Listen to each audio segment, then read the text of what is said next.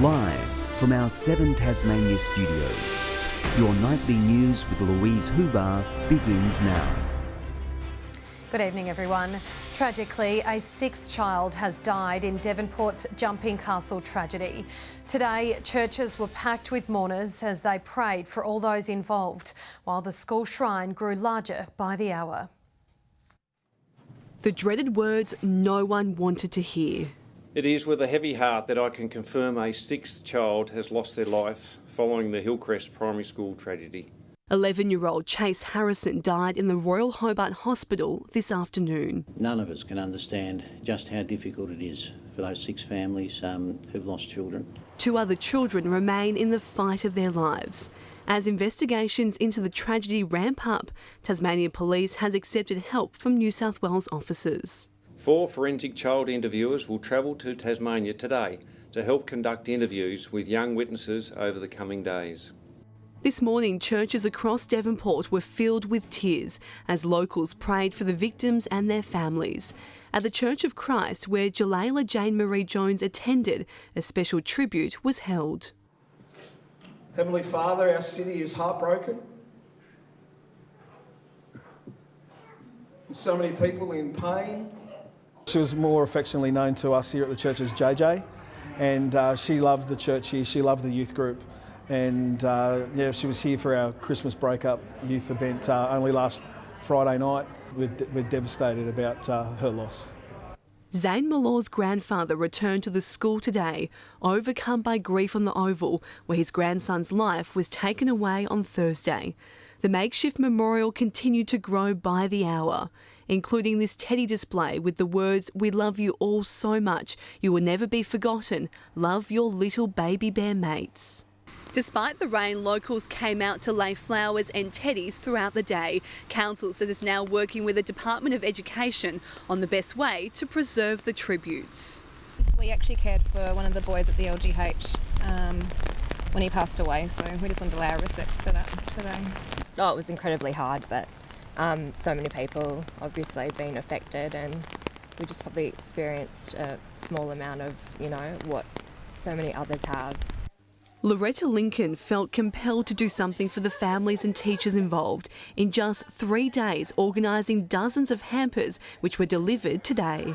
Ladies have baked things at home and in their cafes and delivered. We've got grocery items, we've got gift vouchers, fuel vouchers, supermarket vouchers, just anything that we thought might ease any stress that they're going through at the moment, and just try to flood them with our love and support. She has been overwhelmed by the generosity. There's honestly no words, it's incredibly moving. Yeah, it's just emotional. Letitia Wallace, 7 Tasmanian News. And if you need support, there are services available, including Lifeline on 13 11 14. Tasmanians will be required to wear masks indoors from Tuesday. The new mandate comes as the state records 3 new coronavirus cases, sending Launceston into a testing frenzy.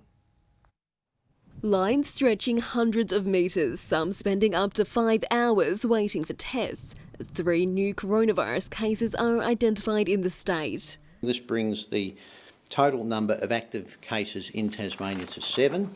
Including a close contact of a previous case, an international traveller already in isolation, and a woman in her 50s. That last case resulting in a spike in exposure sites across the north of the state. Those venues are all listed on the coronavirus website. A number of shops in the CBD on that list, as well as a cafe in Exeter. Some people left confused after receiving this text message from Public Health telling them they need to get tested, despite never having visited the cabin, clarified around 30 minutes later. Health authorities now trying to keep up with demand as people rush to get tested.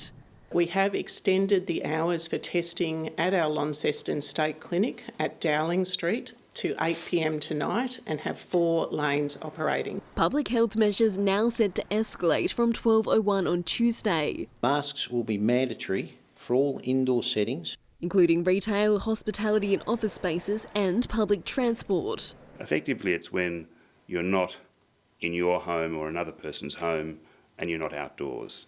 The move in response to the rapidly spreading Omicron variant. 3 of the cases in the state now confirmed to be infected with the strain. While the mandate won't come into effect until Tuesday, Tasmanians are being urged to wear masks indoors from tomorrow, and health authorities say the measures could remain in place for months. Look, I'm aware that some people won't like it, but it is a small thing that you can do. It's cheap. It'll keep you and the people that you love safe. Still, it might take some getting used to, with Christmas right around the corner.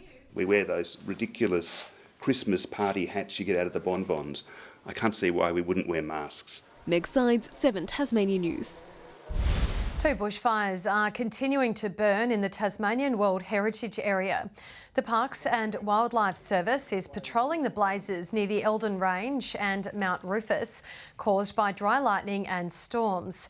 The Dry's Bluff track on the Central Plateau has been temporarily closed as a precaution. Firefighters are also responding to a fire at Bakers Beach in the north, and a fire which started at Sisters Beach earlier this week is now under control. A Tasmanian Water Ski Club has put on a festive show for the Derwent Valley despite unseasonably wet weather. The Van Diemen's Ski Centre putting the call out for more members in the hopes of boosting the sport's popularity. Riding the waves of the River Derwent, there's nothing this ski team can't pull off. Things like pyramids, which is people stacked up in a triangle sort of form.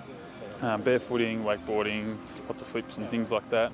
Not letting wet weather dampen their spirits, the club put in some last-minute practice this afternoon ahead of their annual Christmas show, the group entertaining the Derwent Valley for 3 years running before establishing the club, the event usually drawing in crowds of more than 300 people. Looking up at the crowd and seeing all their smiling faces on the pontoon and being able to perform for them, yeah, it's really awesome. A lot of fun. The ski club only started a year ago, but it's already putting the call out for more members, with events like today proving the sport is really for everyone if you can brave the cold.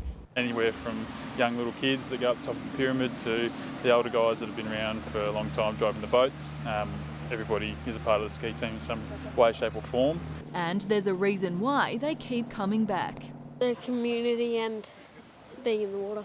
How fun and enjoying it can be when you're on skis with other people and like having just fun. Ainsley Kosh, 7 Tasmania News. Tasmania has held on for a gutsy win in the women's one-day series. An unbeaten century to Nicola Carey was pivotal in the Tigers' victory at Blunston Arena. Carey was supported by Heather Graham, who knocked 55 runs as the home side chased down Queensland's target in a rain-shortened match in the last over. Good evening everyone. Showers statewide today, but Hobart saw the top of 25 degrees, Launceston reaching 20, Burnie 19 and 18 in Devonport. Across the state, St Helens and Friendly Beaches 24 degrees, 23 in Grove, Flinders Island and Strawn 21 and King Island, Smithton and Lyoini all 17. Looking at today, extensive higher cloud can be seen ahead of a frontal cloud band that crossed the state during the late morning. Across Australia, cloud associated with the trough can be seen extending from the northwest of Western Australia to the north of Tasmania, which contained embedded thunderstorms. Cloud also lies over northern Australia and the Queensland coast. Tomorrow, a front is crossing Tasmania in a strong and gusty westerly flow, while a high is moving over the Bight. Low pressure and troughs dominate over northern Australia. West to northwesterly winds tomorrow 35 to 40 knots, though 20 to 30 knots in the lower east. Swells in the west and south reaching up to 6 metres.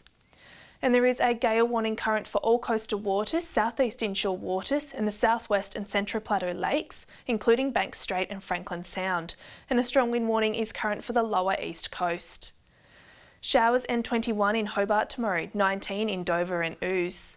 Launceston 21 with a shower or two, Devonport 20, windy and 17 in Scottsdale.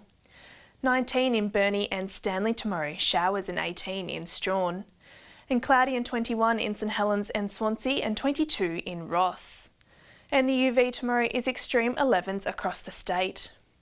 On Tuesday, showers about the west, far south and central areas. Similar weather continuing across the state on Wednesday, and on Thursday fine apart from an evening shower in the southwest. 31 in Perth tomorrow, Adelaide 24, mostly sunny in Melbourne and Brisbane, and 35 degrees in Darwin.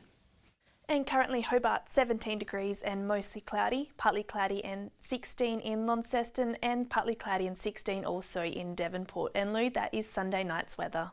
That's all your news for this Sunday evening. Thanks so much for joining us. Kim and the team will be with you tomorrow. Have a lovely evening. Good night.